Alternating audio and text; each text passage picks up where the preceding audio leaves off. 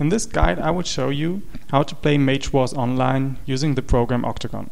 It's a really nice program. It's you can download it for free, and it includes a lot of automatization like channeling, and it toggles your markers, so that helps to speed up your game.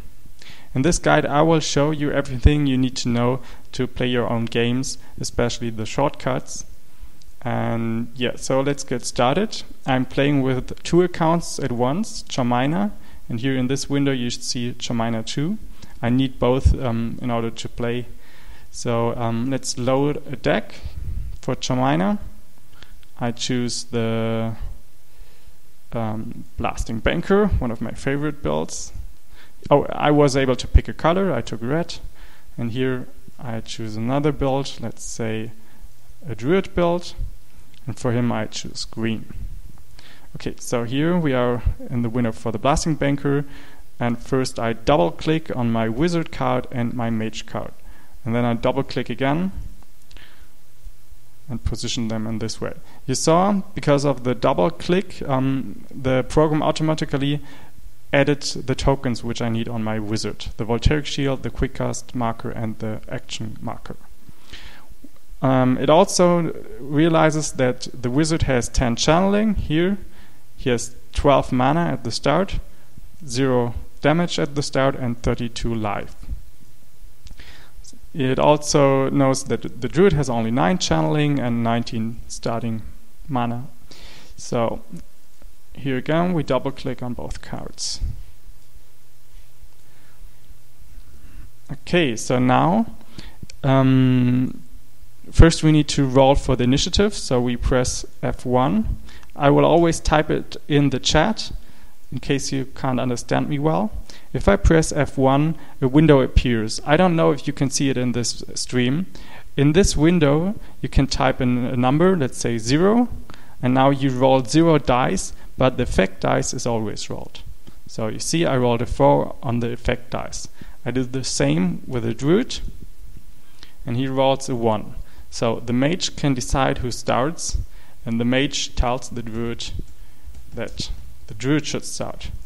So we start the game with pressing Control and the arrow which goes down.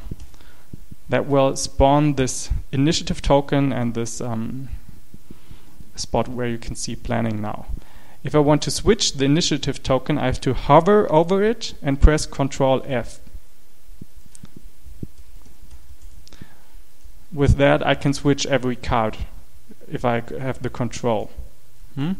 At least, no? Doesn't work for the Mage. Strange. Okay, but it works for this card, for example. Yeah, and I said the Druid has initiative, so I switch the initiative marker to the green side. It's not like in the game where you place the marker on the side of the player who has initiative.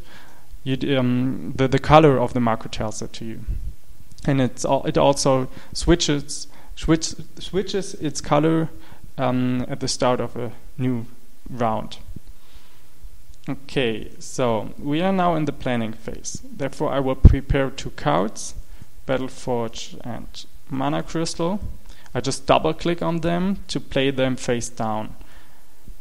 The Druid does the same.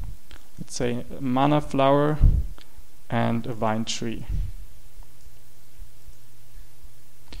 Okay, if I want to tell the program and my opponent that I'm done with the phase, I press Control down. That way you can see in the chat now, Charminer is done with planning phase. I do the same with this account, and then the phase advances to the deploy phase. Now you can read here, deploy phase. With the Wizard I have nothing to deploy. With the Druid I have the Vine marker to deploy. That you have to press F3 to spawn a Vine marker here, and then you can move it to the zone where you want it. By the way, make sure you do not activate the chat when you use a shortcut, because then tries to put something in the chat. Like if I press F3 now, for sure there's no Vine marker to see. So I have to click on the board, and then I can add as many Vine markers as I want. And if I want to discard them, I just drag them into my discard here. I could also discard this card and put it back, and then switches to the hidden side. Okay, so let's see. We are done with deploy phase. So now we go to the quickcast phase.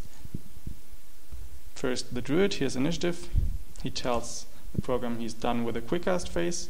The mage is also done. So now we go to the action phase. You can see it here. The druid decides to walk one zone. To toggle your action marker, hover over your creature and press Ctrl A.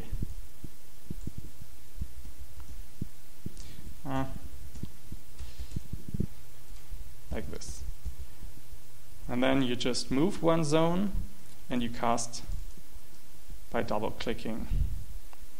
Okay, so now if you want to pay the mana cost for that card, you can double click on it again and you will see a window that asks you how much mana you want to pay, and the initial guess of the program is just the 5 mana you would usually pay for this card. So you say, okay. What the program does not realize is that you have an increased channeling now. You need to do that manually. Okay, and if you want to use your quick cast, hover over your mage and press Ctrl Q. Often the shortcut is Control plus the whatever is corresponding to the name of that marker, like Control D for daze, Control S for stun, Control Q for quick cast. Okay, so I used the quick cast marker, so now I can cast the vine tree. I double click again to pay its mana cost, and then I hover over the tree and press Ctrl O. That way you see a window where you can choose all of the markers that are possible, and there you can see the tree bond marker. Press OK, and now you have a tree bond marker. Because of the tree bond marker, I have another increase of the channeling, and I need to manually switch the life to 34. Okay, to do this, to see this menu, you have to press Ctrl O. So the druid is done and presses Ctrl down to advance the phase. Oh, we are still in the quickest phase. I think this is bugged. Okay, it was bugged. So we are now in the next stage of the game in the upkeep phase. So the program already added the channeling, but that's wrong in the case for the wizard because he still had to cast his spells. Let's say he did it in this way, and he had to increase his channeling because the program was bugged. It didn't realize this, so I have to do that manually. And usually the program adds a mana on spawn points, like you can see for the vine tree, but since it didn't see the Battleforge before, it did not add a mana. To add a mana, press Ctrl M while hovering over the card. Okay, the wizard is done with the upkeep phase, the druid as well, so now we go into the planning phase. Now I can plan a card for the Battleforge, or let's say the Octgn ring, and let's do it this way. And the mana Siphon, and what else? Immune Amulet, and with a druid, just to make it easy, 2 mana flowers, and he won't use his vine tree. Okay, so both are done with planning. We go to the deploy phase. The wizard has initiative, so first his Battleforge spawns in equipment. You saw I had to pay 2 mana for the Octgn ring. That was the initial guess from the program. I changed it to 1 mana. So now we get an error message, but never mind. And to pay the mana from the Battle Forge, I just drag the mana from the forge. And now you can see in the chat, Charminer removes 1 mana markers from Battle Forge.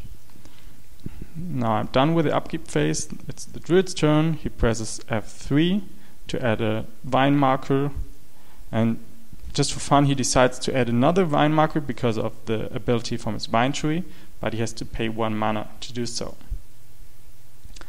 Now he's done as well. Phase change to quick cast. The wizard decides not to use his quick cast, nor does the druid. So now we are in the actions phase. The wizard goes 1 field and casts the Mana Siphon. If I double click on it, the program tells, the initial guess is I have to pay 11 mana. This is because the program realizes I have the Arcane Ring. So I press OK. To remember that I used the Arcane Ring, what many do is put a ready marker on the ring. You can do this with Control R. You add 1, and by pressing Control R again, you make it, you toggle it to the used side.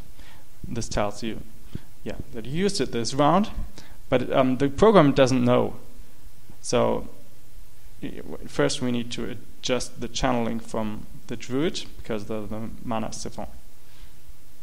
Okay, so the mage uses its quick cast now to cast the Moonclaw Amulet. If I double click on it again, the initial guess from the program is 5 mana because it still thinks I get the discount from the ring. So now I need to be careful to not get the double discount. So I pay 6 mana. I just have enough, and I increase my channeling by 1. So it's the druid's turn. He just casts 2 mana flowers and moves 1 zone. And increases his channeling. Anything else? I don't think so. Okay, quick cast phase. We are done with the quick cast phase. Next, upkeep phase. We don't have anything to upkeep. Okay, so let's see what else. I'd like to show you maybe an enchantment. Let's say the druid casts a creature with his spawn point, and I use an enchantment on that creature with the... I would not know that he's casting a creature, but it doesn't matter now. Let's say he casts 2 creatures, a Vine Snapper as well, and whatever.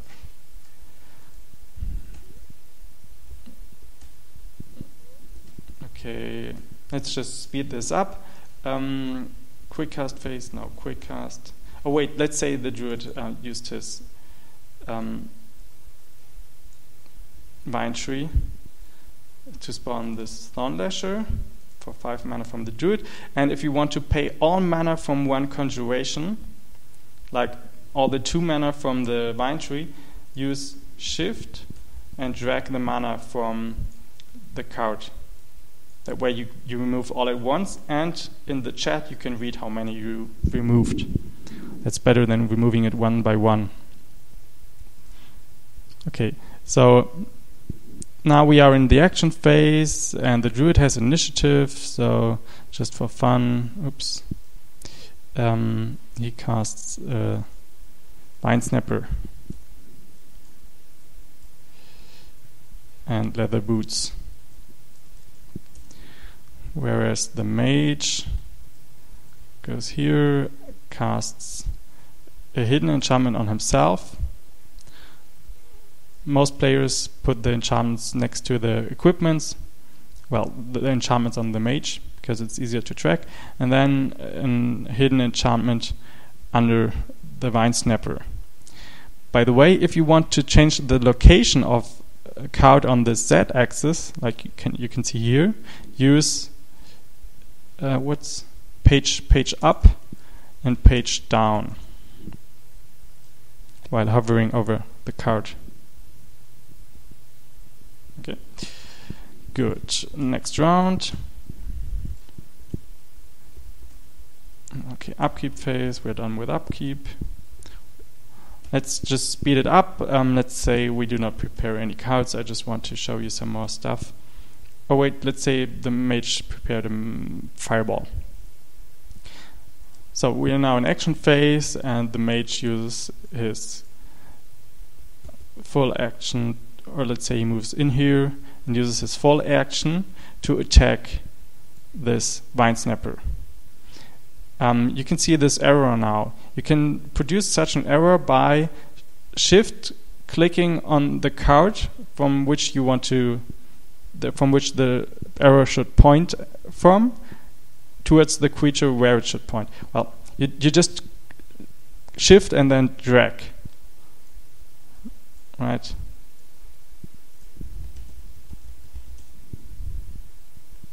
And if you shift click on the initial card again, you can remove all errors at once.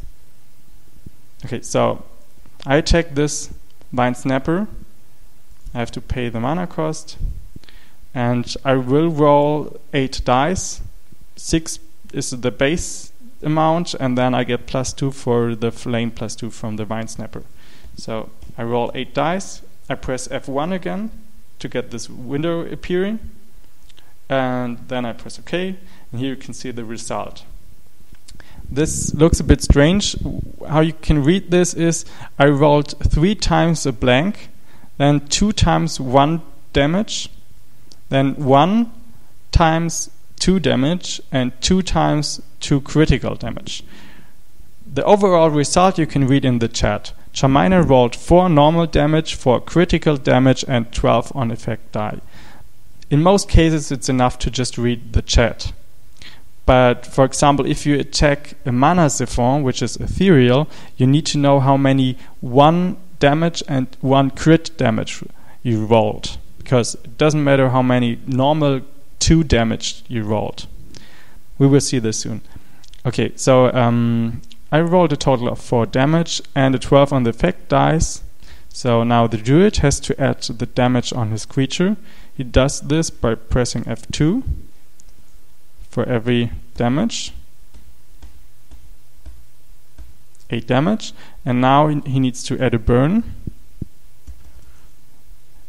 You press Ctrl plus B twice to get 2 burn tokens. Okay, after this I discard the card. By the way, it's just funny, so I reveal Essence Drain, so I have to pay 4 mana. Yeah, okay. Now it's the druid's turn. He attacks my mage with his Vine Snapper, so he rolls 5 dice. Not a bad roll, 6 normal damage, so my mage gets 6 damage. I just type it into this field. And next, the Thorn Lashers. He attacks my Mana Siphon, so I roll 3 dice. 1 crit, 2 blanks, so 1 damage. Since it's ethereal, only once count. Okay, so now the druid.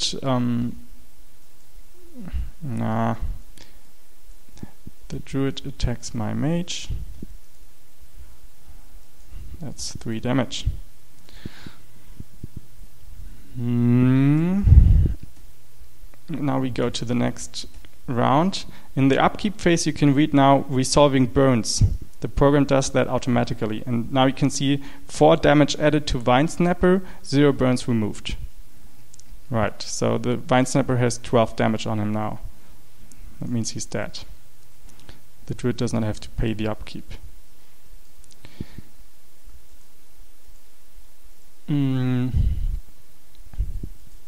Okay, so let's see. What did I forget? Well, you can see all shortcuts if you right-click on a card. You can't see this menu. I don't know why. I mean, I can see it, but you can't see it in the stream. If you right-click on any card and then you can choose Add Tokens, and then you will see all the shortcuts.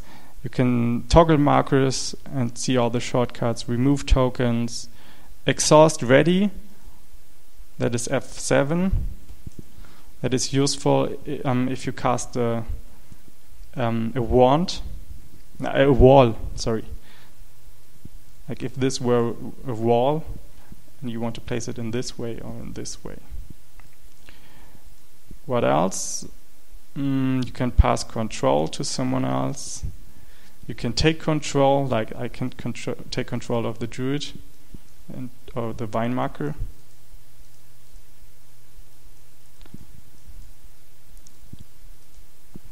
Yeah, I think that was the most important stuff. Did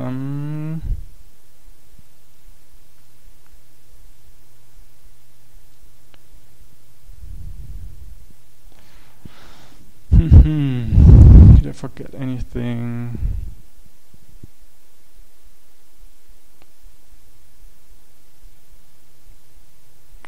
I think that's it.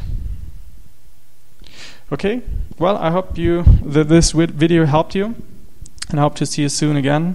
I will do some more videos soon. So, see ya, and have fun playing Mage Wars. Bye.